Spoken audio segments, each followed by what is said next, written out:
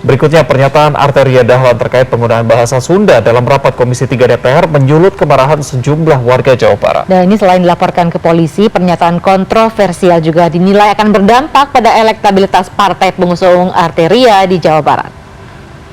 Ada Kajati, Pak, yang dalam raker itu ngomong pakai bahasa Sunda. Ganti, Pak, itu. Kami mohon sekali yang seperti ini dilakukan penindakan tegas. Ada pepatah menyebut, mulutmu harimaumu. Pernyataan anggota Komisi 3 DPR RI Arteria Dahlan yang meminta Jaksa Agung memecat Hakim Kejaksaan Tinggi lantaran menggunakan bahasa Sunda menuai kecaman dari sejumlah warga Jawa Barat. Mulai dari memasang baliho berisi kecaman hingga melaporkan politisi PDIP itu ke Polda Jabar. Saat ini Polda Jabar masih memproses pengaduan dari masyarakat. Kami selalu dalam permohonan maafnya, Arteria Dahlan menjelaskan pernyataannya dalam rapat dengan pendapat Komisi 3 DPR RI itu dengan Kejaksaan Agung pada Senin lalu itu dimaksudkan sebagai kritik agar Kejaksaan Agung mengangkat Hakim Kajati berdasarkan kapabilitas dan bukan atas kesukuan tertentu. Saya mohon maaf yang sebesar-besarnya kepada seluruh warga masyarakat dan pastinya tidak ada bermaksud untuk rasis atau merendahkan bahasa atau suku Sunda.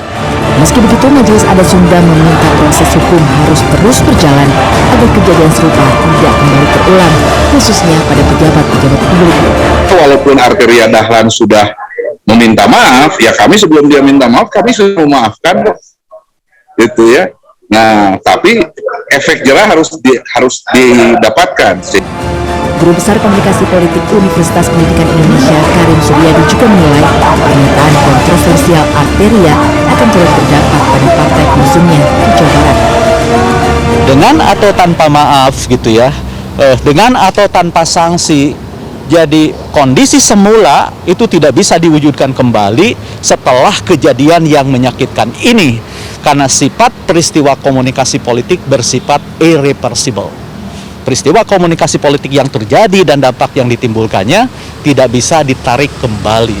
Nah, itulah pentingnya kehati-hatian ya setiap orang ketika berbicara, apalagi DPR yang secara historis tugasnya adalah ngomong. Kan DPR itu parlemen itu dari kata parle. Parle itu artinya bicara. DPR itu orang yang ditugaskan bicara. Dan karena itu siapa yang melenggang ke Senayan harusnya sudah selesai urusan etika, komunikasi, dan kesantunan berbicara. Kontroversi ini juga turut memicu aksi unjuk rasa di beberapa wilayah di Jawa Barat.